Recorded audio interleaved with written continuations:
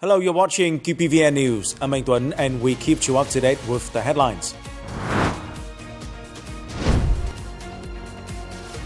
Laos National Day celebrated in Hanoi.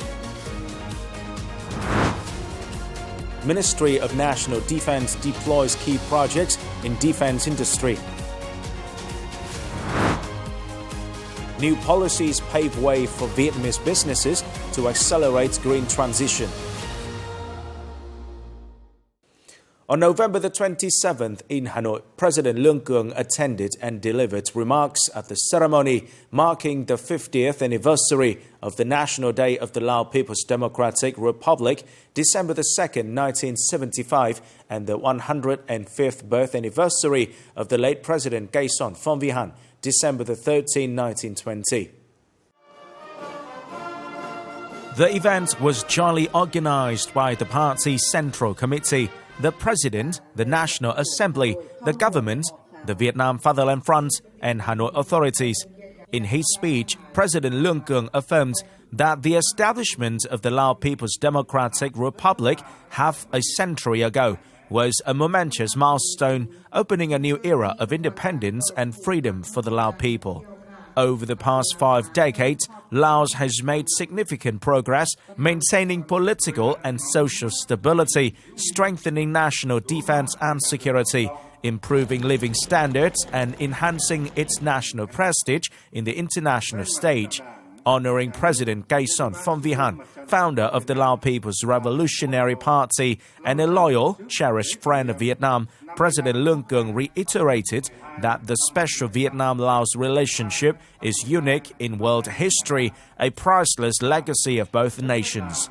He emphasized that the Vietnamese party, state, and people are proud to have a loyal, steadfast, and like-minded friend, such as the Lao People's Revolutionary Party, state, and peoples of Laos. Every victory of the Vietnamese Revolution has been closely tied to the solidarity and the spirit of sharing every hardship facing the Lao people. President Lương Cường reaffirmed Vietnam's strong and comprehensive support for Laos in its reform, national construction and development efforts, and pledged to continue doing everything possible to strengthen the great friendship, special solidarity, and comprehensive cooperation between the two countries. He congratulated and expressed confidence that the Lao people, under the leadership of the Lao People's Revolutionary Party and its General Secretary and President Thongloun Sisoulith, will achieve greater successes in the years ahead. At the 8th National Congress of the Vietnam Young Entrepreneurs Association for the term 2025-2030, held on November the 27th in Hanoi, Prime Minister Phạm Minh Chính asked young businesses to keep strong patriotism, national pride, and the courage to take on tough and new tasks, to lead digital transformation and green transition for sustainable growth. After analyzing global changes and national development tasks, the Prime Minister said the current period brings both big chances and big challenges, calling for a pioneering spirit from young Vietnamese entrepreneurs. They must have long-term vision, think deeply, act decisively, value knowledge, and save time. We must push strategic breakthroughs, innovation, digital and green transformation, raise labor productivity and human resource quality, while opening new development spaces by flying high into space, reaching out to the sea, and going deep into the earth. He praised the motto of the Congress, Young Vietnamese Entrepreneurs, pioneering innovation, creating value, firmly ushering in the new era, saying it reflects the will to build a strong, prosperous, and happy Vietnam, and is both a goal and a call to action. He urged the association and young businesses to strive for the 6 most pioneering, most innovative, most devoted, most united, most integrated, and most compassionate. As a highlight event welcoming the Congress, this year's Red Star Awards honor outstanding young entrepreneurs, including those in the military. Senior Lieutenant Colonel Hoàng Xuân Dương, chairman of one-member limited liability company 76, factory Z176 under the General Department of Defense Industry entered the top 100 typical young Vietnamese entrepreneurs 2025. This honor also reminds us of keeping improving and meeting our targets in 2026 and beyond. This year, the top 100 young entrepreneurs own the total assets of nearly $113.7 billion. This year, businesses receiving the Red Star Award show strong financial results, provide jobs for 60,000 workers, and contribute over $796 million to the state budget. On the afternoon of November the 27th, General Phan Van Giang, Minister of National Defense of Vietnam, chaired a working session on military shipbuilding and a number of key tasks of the General Department of Defense Industry. Over the past years, the Central Military Commission and the Ministry of National Defense have resolutely directed the development and implementation of many key projects on defense industry in the direction of proactiveness, self-reliance, dual use, and modernization.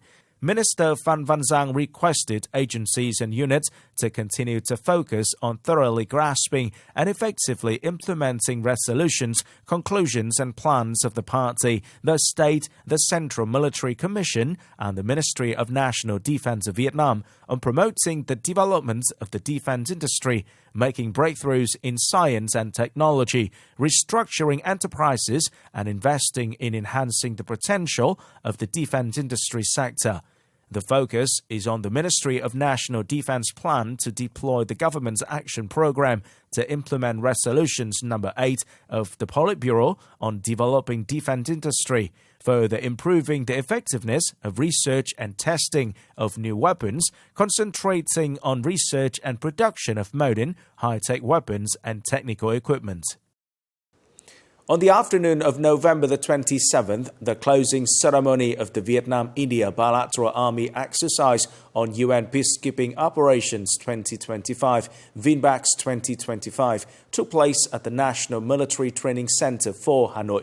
Senior Lieutenant General Phùng Sĩ Tấn, Deputy Chief of the General Staff of the Vietnam People's Army, head of the Steering Committee for the VIETNAMESE 2025, presided over the ceremony.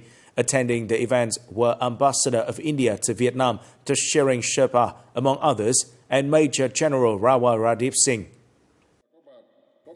On behalf of the Ministry of National Defense of Vietnam, Senior Lieutenant General Phùng Sĩ Tấn congratulated the success of the VIETNAMESE 2025. He praised the part-taking forces of the two countries for their serious and active participation. The results of the event showed the smooth and effective coordination of the two countries' military forces in practicing the handling of scenarios close to the practical tasks of the forces at the UN peacekeeping missions. Through field exercises, Vietnamese and Indian soldiers shared and learned from each other about professional knowledge, specialized skills, experiences, and lessons in deploying tasks of the engineering force in coordination with relevant components at the mission. VIETNAMESE 2025 helps strengthen friendship, solidarity, and promotes good defense cooperation between Vietnam and India in the fields of United Nations peacekeeping within the framework of the comprehensive strategic partnership between the two countries. Within the framework of the working visit in Australia, the working delegation of the National Steering Committee for the Search and Identification of Martyrs remains known as National Steering Committee 515, led by Senior Lieutenant General Lê Quang Minh, Vice Chairman of the General Political Department of the Vietnam People's Army, had a working session with Assistant Minister for Defence of Australia, Peter Khalil, at the Australian Parliament House. Senior Lieutenant General Lê Quang Minh said that over the past time, the Vietnamese government implemented many measures to search and identify martyrs' remains. Senior Lieutenant General Lê Quang Minh requested the Australian Ministry of Defence to direct relevant units to continue collecting, sharing and providing information on Vietnamese KIA-MIA servicemen or remain unaccounted for. He also called on Australia to support Vietnam through the sharing of expertise and the application of modern technologies to analyze data and extract archival records, serving the search, collection and identification of martyrs' remains. Mr. Peter Khalil emphasized that Vietnam is an important partner of Australia, sharing the common concerns on the search for soldiers missing in action.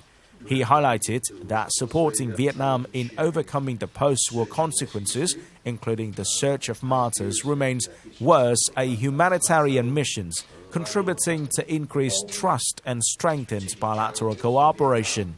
He affirmed that Australia will continue to accompany Vietnam in accelerating the search and identification of Vietnamese soldiers sacrificed during wartime and expressed his desire to further deepen bilateral defense cooperation in accordance with the needs and interests of both countries.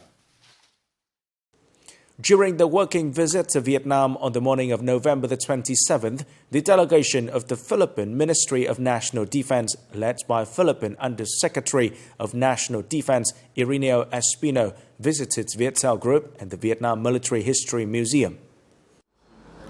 Representatives of Viettel Group discussed with Mr. Irineo Espino and the delegation about the application and development of telecommunications technology, overseas investment, experience and business strategy of the Viettel Group.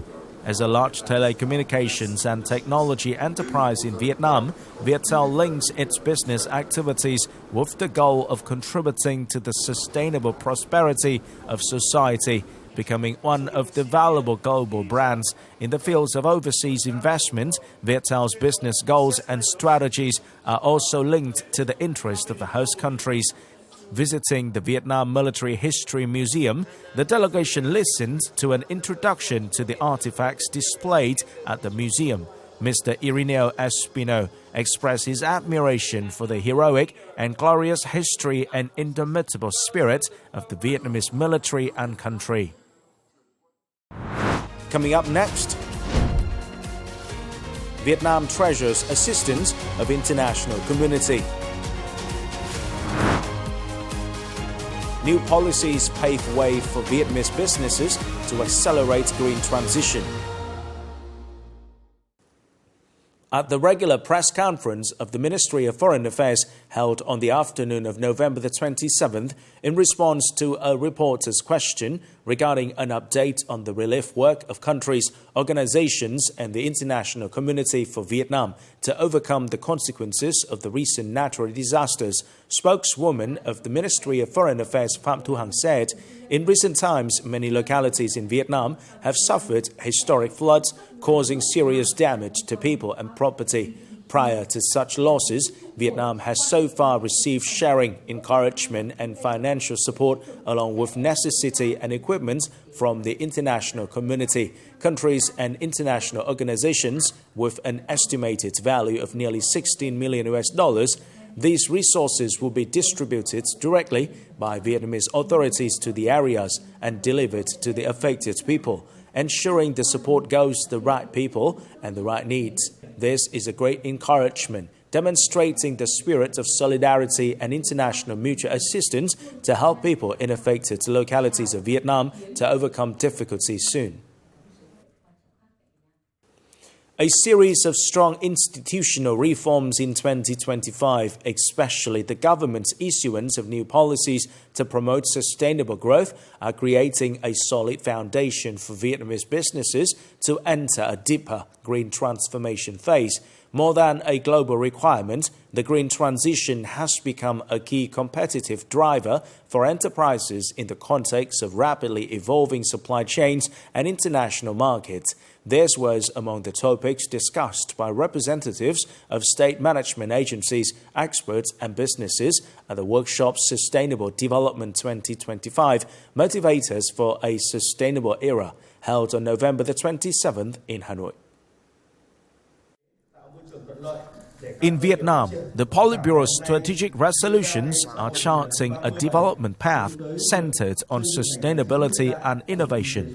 According to UNDP, this is a strong signal that the private sector will play a pivotal role in shaping the country's green growth. We've realized that enterprises are gradually engaging in activities related to the circular economy, especially exploring opportunities to participate more deeply in renewable energy, the green economy, and digital transformation.